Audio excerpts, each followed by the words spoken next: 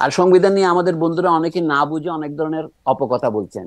যেমন আমাদের বামপন্থী বন্ধুরা বলছেন যে এই সংবিধানের যে নাম আছে, মানে সরকারের অথবা দেশের নাম কি গণপ্রজাতন্ত্রী হুম, বাংলাদেশ সরকার, সুতরাং গণপ্রজাতন্ত্রী বাংলাদেশের সংবিধান।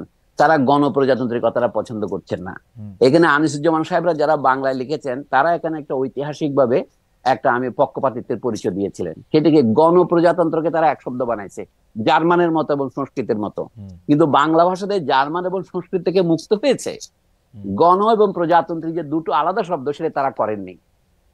আপনি বলছেন তাতে কি এসে যায়, এটা থেকে ব্যাকরণের তর্ক, এটা ব্যাকরণের তর্ক জন্য আমি বলি পিপলস রিপাবলিক অফ বাংলাদেশ, হুম, এইটা কিন্তু দুটো শব্দ, পিপলস রিপাবলিক।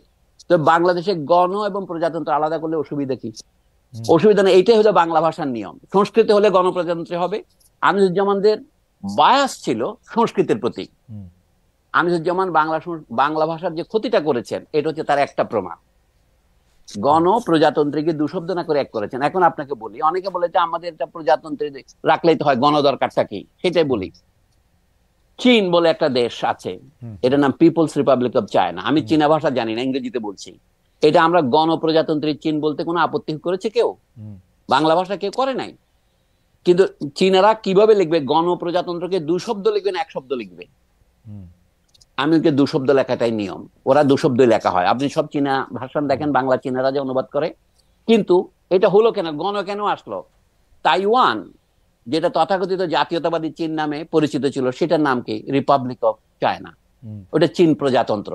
আর হুম, এটা প্রজাতন্ত্রী চীন। তার আগে গণনা লাগলে আধা হয় না, একটা পিপলস রিপাবলিক আর একটা রিপাবলিক। হুম, এমনকি কোরিয়া দেখেন, হুম, দক্ষিণ কোরিয়া হচ্ছে রিপাবলিক অফ কোরিয়া, হুম, হুম, উত্তর কোরিয়া কি democratic socialist republic of Korea. হুম, হুম, আমি যে কথাগুলো বোঝা দরকার। আরেকটা কথা বলি, পরিবর্তন যে কিছু হয় না সেটা যে সত্য নয়, উদাহরণ দেই।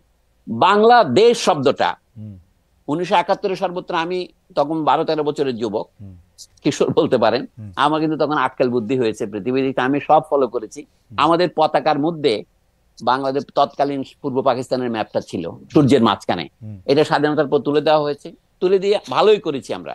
হুম, কিন্তু এটা তখন ম্যাপ দিতে হয়েছিল কেন? অনেকে কুপ্রচার করছে পাকিস্তানিরা, আপনি ভারতের সাথে এক হয়ে যাচ্ছেন, সেই জন্য এটা করা হয়েছিল। কিন্তু যখন আমরা ভারতের সাথে এক না হয়ে স্বাধীনতা বজায় রেখেছি, তখন হুম, এটা তুলে দিলে অসুবিধা নেই, গেল। বাংলা এবং দেশ দুটো শব্দ ছিল, আমরা বলি অনিরেট শব্দ ছিল। বাংলাদেশ স্বাধীনের পর আমরা বাংলাদেশকে এক শব্দ করেছি। তাহলে বাংলাদেশকে এক শব্দ করাটা ভালো, কিন্তু গণপ্রজাতন্ত্রকে আলাদা করা দরকার ছিল। এই হচ্ছে কথা। এখন প্রজাতন্ত্র নিয়ে বলি, আমাদের অনেক বন্ধু বলছেন আমরা কার প্রজা, এখানে তো রাজা নেই। আমি যে এটা তারা এর দ্বারা প্রমাণ করছেন যে তারা মূলাও চেনেন না, গাজরও চেনেন না। মানে প্রজাতন্ত্র বলতে তারা মনে হয় আমরা তো নাগরিক। আরে আমরা সবাই নাগরিকতা, গ্রামের লোক তো পল্লীর লোক, সে নাগরিক হবে কেন? কিন্তু নাগরিক কথাটা সমস্ত সিটিজেনের অনুবাদ হিসেবে ব্যবহৃত হচ্ছে। অর্থাৎ গ্রামে হোক, বাড়ি আপনার পাহাড়ে হোক, আপনার ঢাকা শহরে হোক, এমনকি আপনি নিউ ইয়র্ক শহরে থাকেন, আপনি নাগরিক, যদি মার্কিন নাগরিকত্বের মধ্যে গ্রহণ করে না থাকেন আর কি।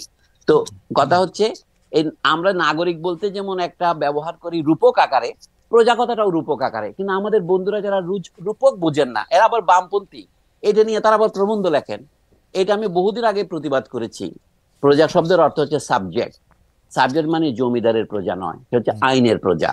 যে আইন ছাড়া জনগণ গঠিত হয় না। এটা জঙ্গলের জনগণ, জনগণ নয়। যে জনগণ আইনের দ্বারা সংঘবদ্ধ, আইনের দ্বারা পরস্পরের সাথে বন্ধনে আবদ্ধ। আইন মানে এটাই হচ্ছে মৌলিক, আইনটা হচ্ছে সংবিধান। তাহলে আচ্ছা, সংবিধানের আগে আমরা জনগণ হই না। যদি বা কথাটা মনে হচ্ছে ডিম আগে না মুরগি আগের হুম, মতো, হুম, হুম, জনগণই সংবিধান রচনা করে এবং সংবিধান রচিত হলে জনগণ প্রকৃততে জনগণ হয়, তখন তাকে প্রজা বলে। অর্থাৎ যখন আমরা একত্রিত হই, আমরা যখন সংবিধান রচনা করি তখন আমরা নাগরিক।